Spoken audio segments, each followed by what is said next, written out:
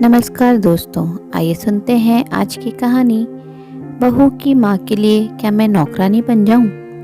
आखिर क्यों निकिता को मुखर होकर सास के विरुद्ध जाना पड़ा। निकिता रसोई में लगी हुई थी। जितनी तेजी से वो काम कर सकती थी वो कर रही थी, लेकिन दिमाग में 10 बातें घूम रही थी। जब से मायके से भाई का फोन आया था, बस तब से निकिता का मन घर के कामों में लग ही नहीं रहा था। पर फिर भी फटाफट काम निपटाने में लगी थी। क्या पता मम्मी जी को उस पर तरस आ जाए और वो उसे मायके जाने दे। पति निखिल से भी उम्मीद की थी कि वो मम्मी जी से बात करे, पर मम्मी जी के आगे उनकी चलती कहाँ है। मम्मी जी के आगे चलती किसी की भी नहीं है। जब उनके पति की नहीं चली तो बेटा तो दूर की बात है। पहले ससुर जी भी कपकपाते थे, अब उनके सिधारने के बाद बेटे की क्या बिसात। मम्मी जी में न तब बदलाव आया था न अब बदलाव आया है। अब तो वो पहले से और ज़्यादा मुखर हो चुकी हैं। जो मुंह पर आता है वो बोलती हैं, चाहे सामने वाले को बुरा लगे, उससे उन्हें कोई लेना देना नहीं। मम्मी जी इस घर की मुखिया नहीं, इस मकान की मुखिया हैं, क्योंकि उन्हें अपने घर से ज़्यादा अपने मकान से लगाव है। वो क्या है ना कि घर तो सदस्यों से बनता है, पर मम्मी जी को सदस्यों से लगाव नहीं। उन्हें तो अपने इस ईंट गारे के 2 कमरों के मकान से लेना देना है। ले देकर घर में 4 जीव हैं, मम्मी जी, निखिल, मैं और एक हमारा बेटा चिंटू, जो अभी सिर्फ 5 साल का है। मैं और निखिल उनकी सेवा में कोई कमी नहीं छोड़ते थे, लेकिन इसके बावजूद वो ताने देने में कोई कसर नहीं छोड़ती थी। उन्हें लगता है कि हम लोग उनकी सेवा भी सिर्फ मकान के लिए कर रहे हैं। अगर कोई उनके मुंह पर तारीफ कर दे कि आपके बेटे बहू बड़े अच्छे हैं जो इतनी सेवा करते हैं, तो मम्मी जी मुंह पर जवाब देती हैं, अरे मेरी सेवा तो मेरा मकान करता है, वरना आजकल कौन सा बेटा बहू सेवा करते हैं। निकिता और निखिल दोनों का ही सुनकर दिमाग खराब हो जाता, लेकिन फिर सोचते कि माँ ही तो है, भला माँ से कैसी नाराजगी। लेकिन आज सुबह निकिता के छोटे भाई का फ़ोन आया कि उसकी माँ की तबीयत अचानक खराब हो गई है। माँ अभी हॉस्पिटल में है और निकिता को ही याद कर रही हैं।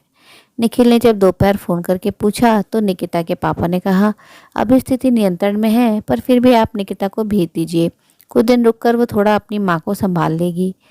निखिल ने फटाफट अपनी माँ से पूछा, माँ, निकिता की माँ की तबीयत खराब है, वो हॉस्पिटल में है, तो मैं निकिता को उसके मायके छोड़ाता हूँ। उसकी बात सुनकर मम्मी जी ने एक बार तो निखिल को गुस्से से ऊपर से नीचे तक घूरा, फिर कहा, पूछ रहा है या बता रहा है। उनकी बात सुनते ही निखिल सकपका गया। फिर खुद को संभालते हुए बोला, माँ, पूछ रहा हूँ, आप कहें तो मैं निकिता को उसके मायके छोड़ाऊँ। अब उसकी माँ की तबीयत खराब है तो घर में एक औरत का होना जरूरी है, और आप तो जानते हो उसका भाई तो अभी छोटा है, उसकी शादी भी नहीं हुई। ऐसे में निकिता सब कुछ संभाल लेगी। अच्छा, और अपने घर का क्या? यहाँ काम करने के लिए कौन से नौकर चाकर लगे हैं, बताएगा मुझे? मम्मी जी अभी निखिल को घूरते हुए अपनी बातें कहे जा रही थी। पर माँ, ऐसे में निकिता का वहाँ होना जरूरी है ना? निखिल ने एक बार फिर कोशिश की। हाँ तो उसकी माँ के लिए मैं नौकरानी बन जाऊँ? कोई जरूरत नहीं है जाने की, उससे कहो अपने घर का काम करे। बड़ा घर संभालेंगी ये, खुद का तो घर नहीं संभल रहा है इनसे, मायके का घर संभाल लेंगी। उसके आगे निखिल कुछ कह ही नहीं पाया और निकिता चुपचाप रसोई में अपने काम में लग गई। थोड़ी देर बाद देखा तो पड़ोस वाली सुमन आंटी मम्मी जी से मिलने के लिए आई और आकर उनके पास सोफे पर बैठ गई। और बहन जी, क्या हो रहा है? आजकल तो नजर ही नहीं आती हो, लगता है बहू से बहुत सेवा करवा रही हो। अरे काहे की सेवा, आजकल की कामचोर बहुओं से कोई सेवा होती है क्या? बस मायके जाने के लिए ना कह दो तो मुंह सूज जाता है। अरे क्या हो गया, निकिता तो ऐसी नहीं है, वह तो आपकी बड़ी सेवा करती है।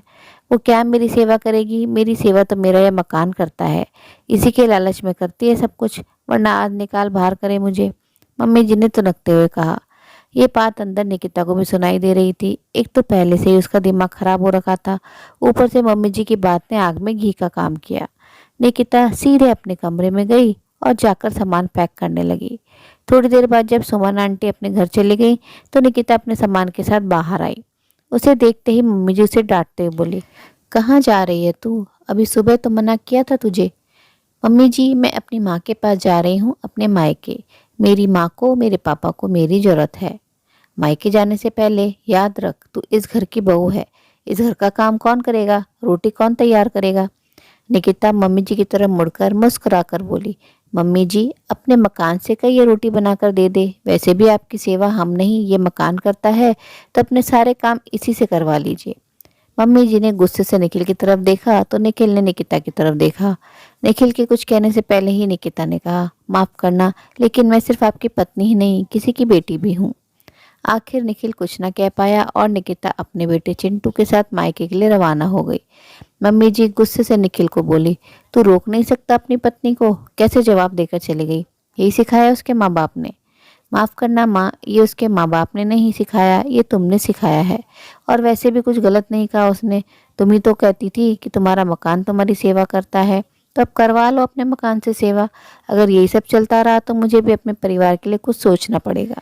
कहकर निखिल चुपचाप अपने कमरे में चला गया। पीछे मम्मी जी कुछ कह न पाई और चुपचाप हाथ मलते रह गईं। कहीं ना कहीं शायद उन्हें एहसास हो गया था कि अब उनकी चालाकियां काम नहीं करने वाली। उम्मीद है कहानी पसंद आई होगी। कहानी अच्छी लगी हो तो अपनी राय कमेंट बॉक्स में ज़रूर साझा करें और अपने मित्रों और प्रियजनों के साथ भी शेयर ज़रूर करें। दोस्तों, आपसे अनुरोध है, अगर आप चैनल पर नए हैं तो ऐसी ही नई नई जीवन से जुड़ी कहानियाँ सुनते रहने के लिए चैनल को सब्सक्राइब जरूर करें। कहानी अंत तक सुनने के लिए आप सभी का दिल से बहुत बहुत शुक्रिया। तो फिर मिलते अगली कहानी में। तब तक के लिए आप लोग अपना ध्यान रखिए, खुश रहिए, ऐसे ही कहानियाँ सुनते रहिए।